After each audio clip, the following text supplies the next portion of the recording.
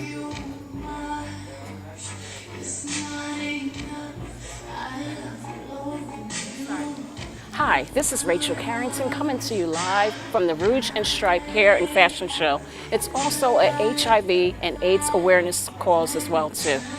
I will be speaking to guests today about my book, Silence in a World Full of Thunder. Thank you for coming out and enjoy the show.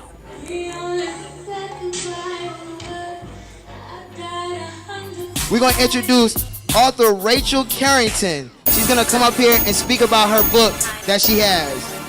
If you can give her a time, give her a round of applause as she walks up here. Yes, ma'am. He gave you that good intro, girl. She like, let me strut it. Hey, hey, hey, hey. That's what's up, girl.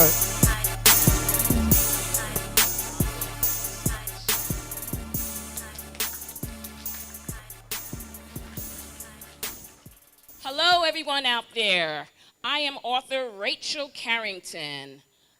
It is such an honor to be here with you today as a speaker for HIV and AIDS awareness. This is a cause that I am personally connected to. My depiction of HIV and AIDS began in 1981 when I was 16 years old. I remember hearing the media and listening to the radio and the news and hearing about this mysterious disease called HIV, also known as the AIDS virus. Now, they were saying that this disease was one of unknown etiology, and also that they weren't quite sure about how you could contract it. So therefore, they kind of grouped everything together. And they said that if you met a certain criteria, such as if you were homosexual, if you were an IV drug user, if you were a recipient of an infected blood transfusion, or if you are of a particular race or nationality. However, even though this disease was unknown, in actuality, this disease has been around since the 1920s based on scientists.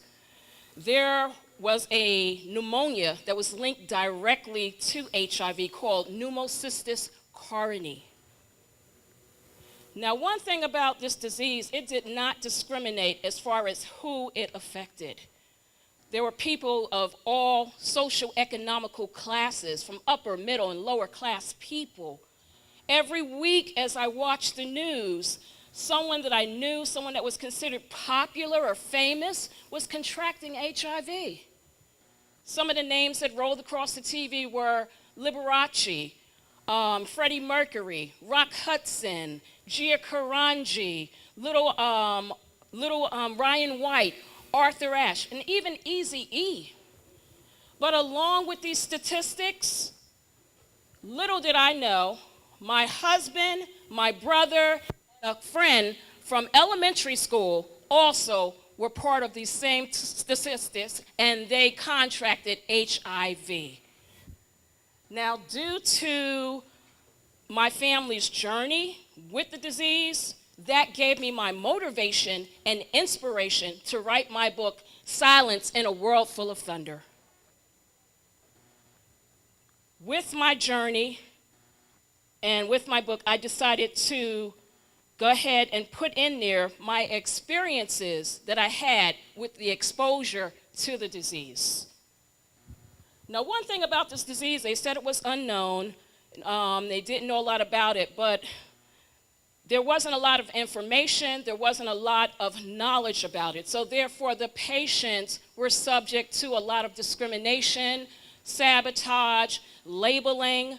Once your community or people you work with, even healthcare facilities, once they found out that you were diagnosed with this disease or you are a suspect of this disease, you were labeled as if you had the scarlet abbreviation HIV or AIDS branded across your forehead.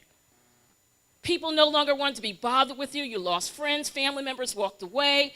You were isolated. Even in the hospitals, the wards were designated just for HIV and AIDS patients or people that were suspected of having the infection.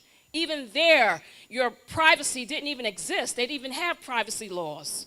The privacy laws didn't come out until 1996, and that was HIPAA, which is Hospital Insurance Portable Accountability Act, which protects your rights, your identity, your medical records. So back during that time, there was no awareness for HIV and AIDS. Due to the symptoms and the medical treatments that were trial and error, the patients suffered a lot. There was no quality of life. The only awareness was from morbidity to mortality, meaning that you're going to die an unavoidable death. But thanks to today, things have changed. We still got a long way to go from 1980, though. You know, now patients have a better quality of life. Their spouses or their partners can now continue to have a sexual relationship and not have to worry about contracting HIV due to a medicine called PrEP. But I know a lot of you are saying, why is she up here talking about the past, the 80s? This is depressing. But you know what? We have to, because the rates for HIV are still just as high now as they were back in the 80s. And there has to be something done about this. In order to make changes, we have to measure our progress by looking back at the past. From there, we can make changes. It may be painful, it may hurt. Sometimes you don't want to relive things, but in order to go back and revise, see what you did wrong, come up with solutions, it can even be therapeutic. So what we have to do is we have to continue to promote HIV and AIDS awareness by way of educating our children through our senior citizen population. Also, continue to promote testing. If you feel you've been exposed, if you're involved in risky behavior, go and get tested. Find out your results. Don't be afraid. Find out your results and take action. And from there, also go and get medical treatment. Save your life. Save somebody else's life. And most of all, in conclusion, what we need to do is continue to fight so that we can find a cure to annihilate this disease. I am author Rachel Karrington. Thank you very much and have a great evening. Walk it like I talk it. Walk it like I talk it. Walk it like I talk it. Walk it like I talk it. Walk it like I talk it. Walk it like I talk it. Walk it like I